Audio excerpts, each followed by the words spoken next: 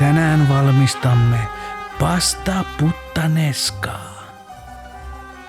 Pasta puttaneskaan tulee oliiveja, kapriksia, anjovista, tomaattimurskaa, valkosipulia, oliiviöljyä ja parmesanjuustoa. Ensin pilko valkosipuli, sen jälkeen pilko anjovis ja sen jälkeen pilko oliivit sekä kaprikset ja paistele niitä kaikkia oliiviöljyssä hetken aikaa, jotta maut irtoavat.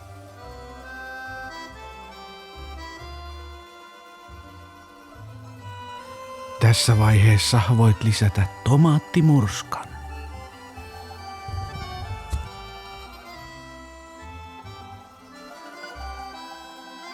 Lisää keitin veteen Maldonin merisuolaa reilusti. Ja voit myös lisätä hieman Maldonin merisuolaa kastikkeen joukkoon. Keittele kastiketta muutamia minuutteja, jotta maut tiivistyvät. Pastan kanssa sopii erinomaisesti myös uunituore patonki.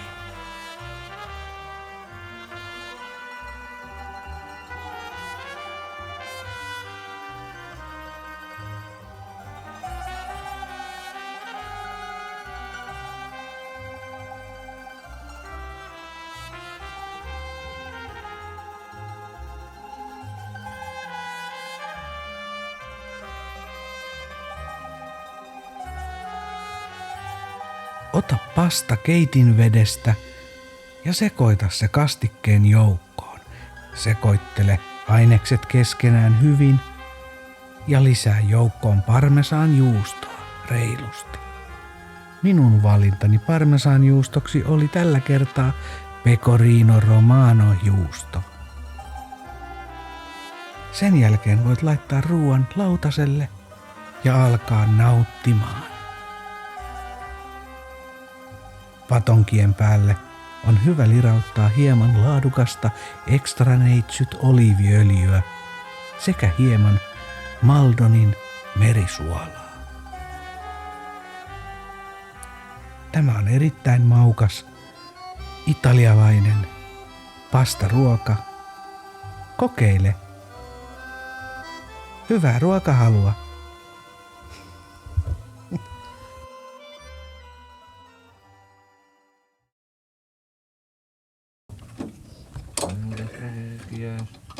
Varalua.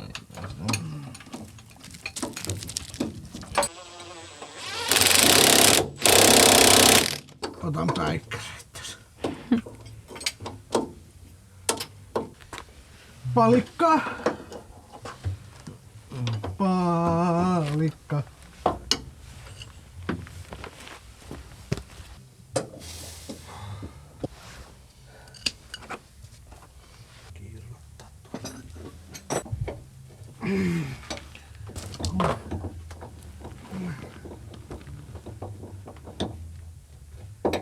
Alas.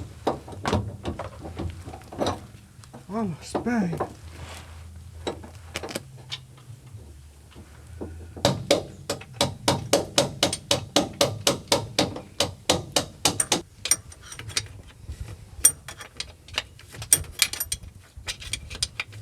Tuli autojerrystarjous. 1200 € kytkimen vaihto. Ei edes tullut mitään stefoisiin. On niissä aikamoinen ero. Toinen korjaama oli 620. Ei siinäkään stefoi tullut, mutta ajattele. 620 ja 1200 €, niin sama korjaus. Aikamoin hintaero. Sitten.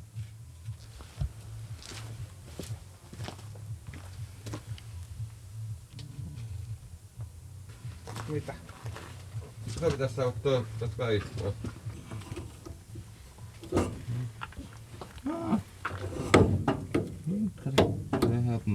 pois sieltä vaihelaastin päin.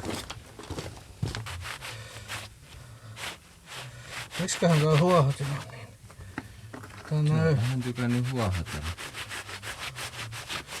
Miksi? Minä olin vähän Kannen tiivistä. No se ei vaikuta siihen kyllä mitään, että sillä ei ole minkäännäköistä yhteyttä. Kyseiseen. On niin kovat tehot. Niin, siitä päästä sitä. Paineet. Niin ahtopainetta, että se rupeaa huohattaa. Ne on noin vaparin ahtopaineet aina. Sen verran kovat, että menee niin, että menee syylärin tappi vinoon. Tänne puolelle vaihdettu pyörän laakeri ihan äskettäin. Tänne unohdettu laittaa kyllä rasvatkin. No se olikin parempi puoli. Tuolla toisen puolella ne nylpytteli sitä, on vähän vähän löysä. No se on joo. Näkee tosta mutterista. Niin ja kiiltää kuin juutalaisen kulli. Nyt se jarrun paineja tarvitaan tää. Timolle se Painaja. Joo. Jarrun painaja. Timolla on nyt johtotehtävä. Noniin. No niin.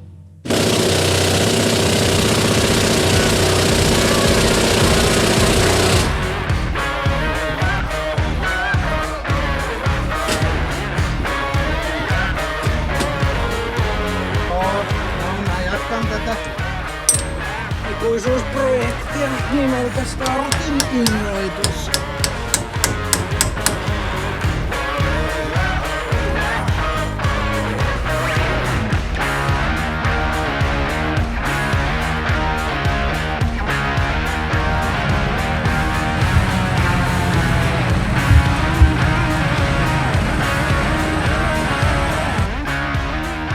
Toinen vetari lähti. Tehtiin tällainen vetarin irrotustyökalu. Toinen lähti, mutta tää vähän taipu. Tuo toinen hammas vähän taipu. Ei oikein kestänyt. Toi lyhyempi ei oikein taho irrota. Kyllä se irtoo. Kunhan nyt oikeat työkalut saa. Toi nyt ei kestänyt kuin yhden vetarin irrotuksen. On tää homma. On tässä projektia. Brake cleanerin vähän putsailin tota lootaa ja koneen tuot alapuolelta tuot noin. Mutta kohta päästään irrottelee vaihelaatikkoa. Tiedätkö mitä? Tuo vaihelaatikko öljy.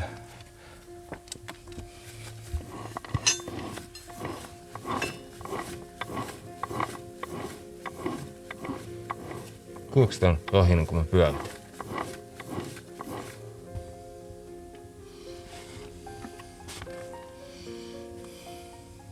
Kuuluukohan tää nyt ihan olla tälleen, että tuolla takana on superloonia jostain patjasta ja on kyllä aika öljyinen. Näytäpä sit.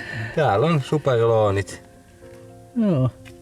Sehän näyttää ihan sellaiselta niinku miten kytkimiä fiksata tiivisteeksi, että öljyytuu ja ettei pitäisi ääntä. Niin. Et jos vaihelauta vuotaa öljyä, niin vinkkinä kaikille, niin superlooni on vitu hyvä. Se on ihan helvetin hyvä. Silleen.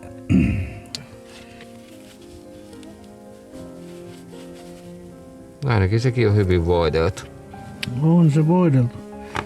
Voideltu tää on, mut joo. Siellä tosiaan näkyy, kun tuolla toi keltainen vaahtomuovi patjan palane. Joo, tässä näette nyt tän superloonia. Tää on oikein puukolla veistelty, näkyy oikein.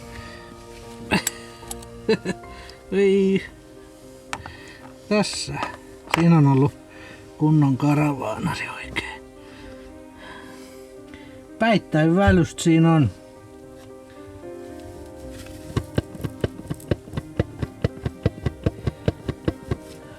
Ylös ja alaspäin ei oo välystä. Päittäin välystä on vähän. Että Joo, aika öljyinen se on. Nyt täytyy miettiä nyt sitten, että mitä tehdään lootalle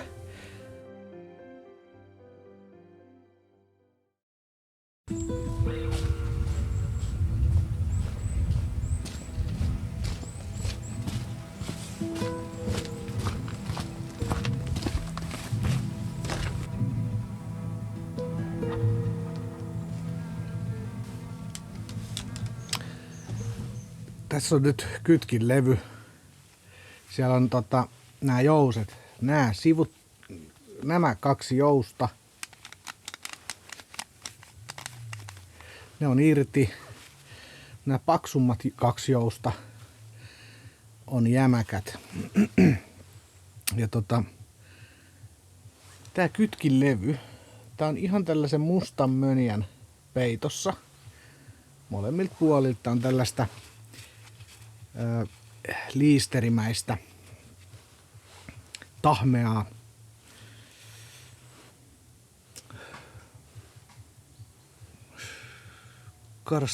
karstalle haisee palanutta mönjää. Ihan tällaista kumimaista karstaa. Että ihme, että se on pitänyt yhtään mitään. Se piti niin kuin suhteellisen hyvinkin jopa. Et kovemmassa, mä tuossa on koeajellut autoa niin aiemmin, niin kovissa kytkin tai kovemmissa moottorijarrutuksissa, esimerkiksi kun 4:3 vaihtaa ja 3:2 ja nostaa kytkimen silleen suhteellisen nopeasti, kun me kokeilin, että luistaako se, niin en nyt sanoisi, että se luisti, mutta oli hieman pehmeän tuntunen niin sanotusti, että pientä luistoa oli havaittavissa. Ja siitähän mä ajattelin, että kytkin olisi loppu, mutta ei toi itse asiassa ole loppu. Toi on jopa suhteellisen vastikään vaihdettu. Ja painelaakeri oli suhteellisen hyvässä kunnossa. Pientä alkavaa kulumaa siinä oli laakereissa. Tää asetelma. Tää on aivan mustassa mönjässä. Ei nyt kameralle näy, mutta tää on Lookin kytkin ja tää on ihan silleen ihan hyvässä kunnossa, ei siinä mitään. Kun mä ihan uudet palikat tonne laitan, että tässä on sitten se painelaakeri.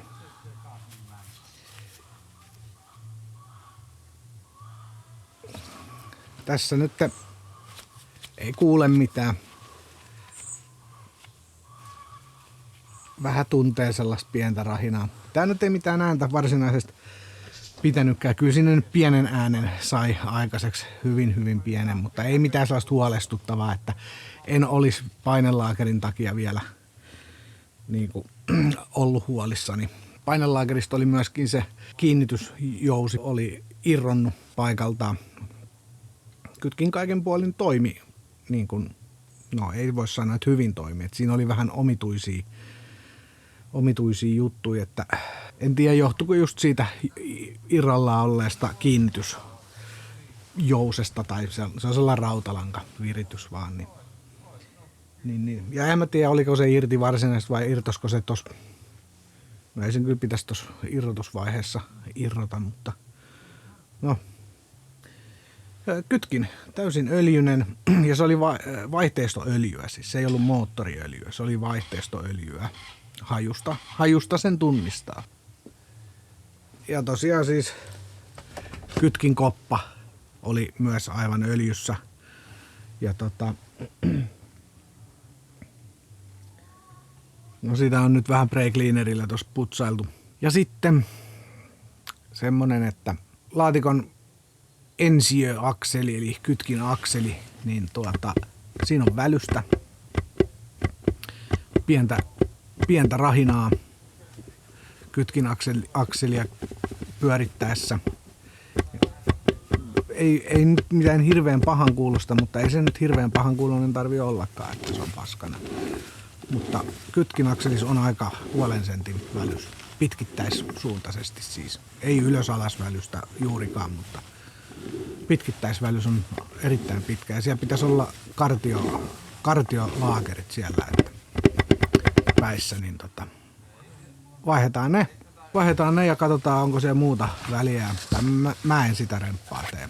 Mutta ja sitten poskilaakeri oli aivan entinen. Se rahisi tosi paljon. Ja sitä lyhyempää eli kuskin puolen vetoakseli ei edes saatu tosta lootasta irti. Mä nyittiin lyöntivasaralla ja kaiken mahdollisilla keinoin. Ei lähe. Ei vaan lähe. Repsikan puoli lähti ihan nätisti pienellä nykäisyllä, niin kuin kuuluukin, mutta kuskin puoli ei vaan lähde millään irti. Me lähdetään nyt viemään lootaa huoltoon ja katsotaan, miten tässä hommassa käy. Riittääkö aikaa, ehditäänkö mihinkään ennen lumia ja kuinka paljon tää touhu tulee maksaa.